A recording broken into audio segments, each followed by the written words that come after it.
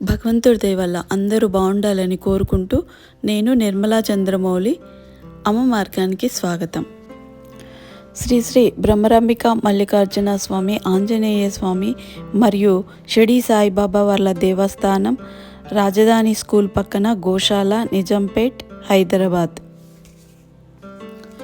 మహాశివరాత్రి సందర్భంగా స్వామివారి కళ్యాణంలో భాగంగా ముందు రోజు 14వ తారీఖు శనివారం సాయంత్రం 6:30 స్వామివారి యొక్క పందిరి పూజ కార్యక్రమం మరియు మంగళ స్నానాలు, స్వామివారిని అమ్మవారిని పెళ్లి కుమారుడిగా పెళ్లి కుమార్తెగా అలంకరించుట, తీర్థప్రసాదాల వితరణ, అందరికీ పెళ్లి పందిట్లో గాజులు, మెహిందీ పంపకం జరుగుతుందన్నమాట.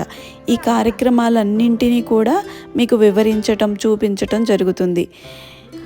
పెళ్లి సంబరాలలో ఎదురుకోలు అనే ఒక కార్యక్రమం జరిపిస్తారు. అది అందరికీ తెలిసే ఉంటుందండి.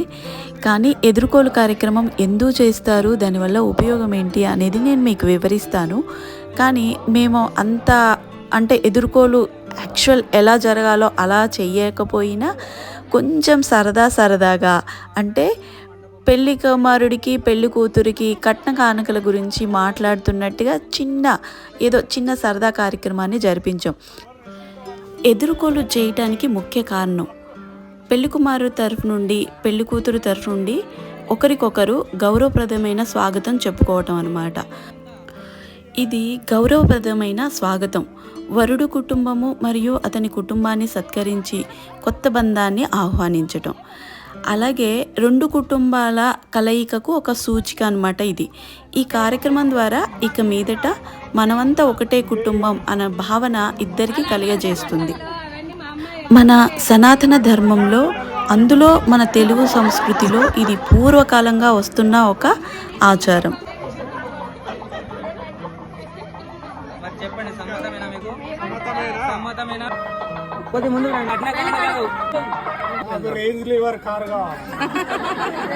అబ్బాయి తరపున వారు డిమాండ్ చేస్తారు, ముందుగా అబ్బాయి తరపున వారు చెప్తున్నారు. మళ్ళీ కారు ఎందుకు?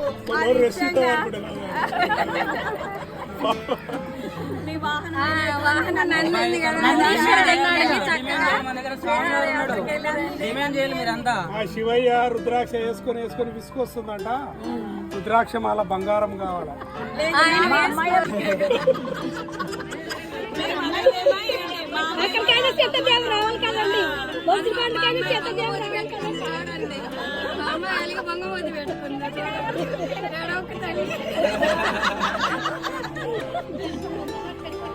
సమ్మతమేనా అమ్మ?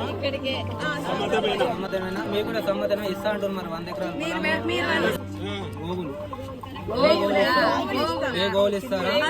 ఏ గోవులు ఇస్తారు? 100 ఎకరాల పొలము, 1000 గోవులు, 1000 గోవులు, రుద్రాక్షమాల, బంగారం రుద్రాక్షమాల, ఇవన్నీ సమ్మతమే కదా మీరంతా?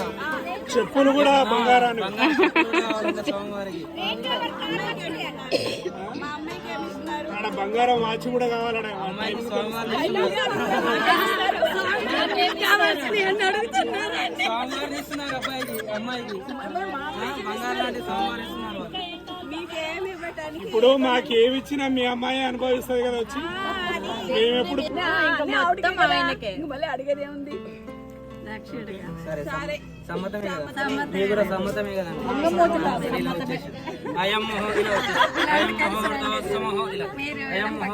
ముహూర్తోస్తు ఇలా తిరిగి ఇలా సైడ్ జరగండి. ముందు అటు ఇటు ఇలా వెళ్ళండి. ఓం తదంగత్వేన ఓం తచ్చంయోరావృణీమహే సహస్రశీర్షః పురుషః సహస్రపాత్స భౌమిమానస్య మహిమా అదోధ్యాయాగం శపూర్. ఇక్కడ చూడరా. జై పార్వతీ పతయే హర హర మహాదేవ శంకర. ఈ ఎదురుకోలు కార్యక్రమం చాలా బాగా జరిగిందండి. చాలా సరదాగా అనిపించింది, చాలా అద్భుతంగా కూడా ఉండిందని. ఆ కార్యక్రమం తర్వాత నెక్స్ట్ అమ్మవారిని, స్వామివారిని పెళ్లిపేటల మీద కూర్చోబెట్టామండి. ఆ తర్వాత ఇంకా ఫస్ట్ పూజ గణపతి దీపారాధన, తర్వాత గణపతి పూజ, గౌరీ పూజ, నవగ్రహాల పూజ, ఇవన్నీ కామన్గా ఫస్ట్ ఉండే పూజలు. ఆ పూజా కార్యక్రమాలన్నీ కూడా జరిగాయి. అయితే అదేవిధంగా కళ్యాణ మహోత్సవం సందర్భంలో ఒక మెయిన్ ఘట్టమైనటువంటిది పాలకొమ్మ అని దానికి పూజ చేస్తారు. ఈ సనాతన ధర్మంలో ఈ పూజ అనేది కంపల్సరీ ఉంటుంది. పాలకొమ్మకి పూజ చేయటము అనేది ఇది ఒక్కొక్క ప్రాంతంలో ఒక్కొక్క విధంగా పిలవటం జరుగుతుంది. అయితే ఈ పాలకొమ్మ అంటే ఏమిటి, దానికి పూజ ఎందుకు చేస్తాము అనే దాని గురించి కొంచెం చిన్న వివరణ. మన సనాతన ధర్మంలో చెట్లను దేవతల స్వరూపంగా భావిస్తాం. పెళ్ళి అనే కొత్త జీవన ప్రారంభంలో ప్రకృతి దేవత ఆశీర్వాదం పొందేందుకు ఈ ఆచారం పాటిస్తారు.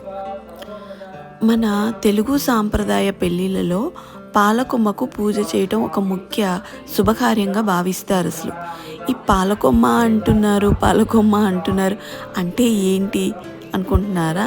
అంటే పాలు ఇచ్చే చెట్టు అంటే ఏదో మనకు పూర్తిగా పాలు ఇవ్వటం అని కాదు అర్థం.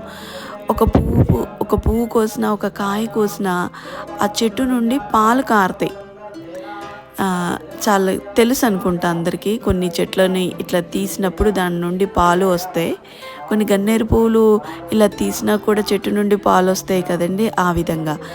అయితే ఏ చెట్టుని మరి ఈ పూజలో మీరు ఉపయోగించారు అంటే ఇక్కడ మేడి చెట్టుని ఇక్కడ పూజ చేయటానికి ఉపయోగించటం జరిగింది.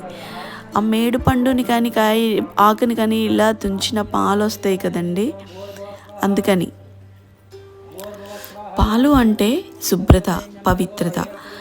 అయితే పాలకొమ్మకు పూజ చేయటం ద్వారా నూతన వధూవరులు దంపతులుగా మారిన తర్వాత వాళ్ళ జీవితం ఆరోగ్యంగా, అన్యోన్యంగా, సంపన్నంగా అంటే ధనవంతులుగా ఉండటానికి ఇది ఒక ప్రతీక అన్నమాట. ఒక చిన్న మొక్క పెద్ద వృక్షంగా మారి కొన్ని తరాల వరకు కొన్ని చెట్లు 100 సంవత్సరాలు బతుకుతాయి కదండి. అదేవిధంగా పెద్ద వృక్షమై అది కొంతమందికి అంటే మనుషులకి ఎంతో ఉపయోగపడుతుందన్నమాట. దాని నుండి వచ్చే మనకు పళ్ళు కానీ, దాని నీడ కానీ, దాని ఆక్సిజన్ కానీ మన జీవనాధారానికి ముఖ్య కారణంగా మారుతుంది. అదేవిధంగా నూతన వధూవరులు దంపతులుగా మారి వాళ్ళ జీవన విధానం ఎలా ఉండాలి అంటే ఆ దంపతులకు శుభం, సంతానం, ఐశ్వర్యం, ఆయురారోగ్యాలు లభించి వాళ్ళు అన్యోన్యమైనటువంటి జీవితాన్ని జీవిస్తూ, ధర్మబద్ధమైన జీవితాన్ని జీవిస్తూ వాళ్ళ సంతానం, వాళ్ళ వంశం ఒక వృక్షంలాగా మారాలని ఈ పూజ చేయటం జరుగుతుందన్నమాట. దానికి శుభ సూచకం అన్నమాట. స్వస్తిర్మానుషేభ్యః ఊర్ధ్వం జగాదపేషం శన్నోస్తద్ధిపదే. ఓం వామదేవాయ నమః, ఓం విరూపాక్షాయ నమః, ఓం కవర్ధినే నమః, ఓం నీలలోహితాయ నమః, ఓం విష్ణువల్లభాయ నైవేద్యం. వృక్షదేవతాయ నమః.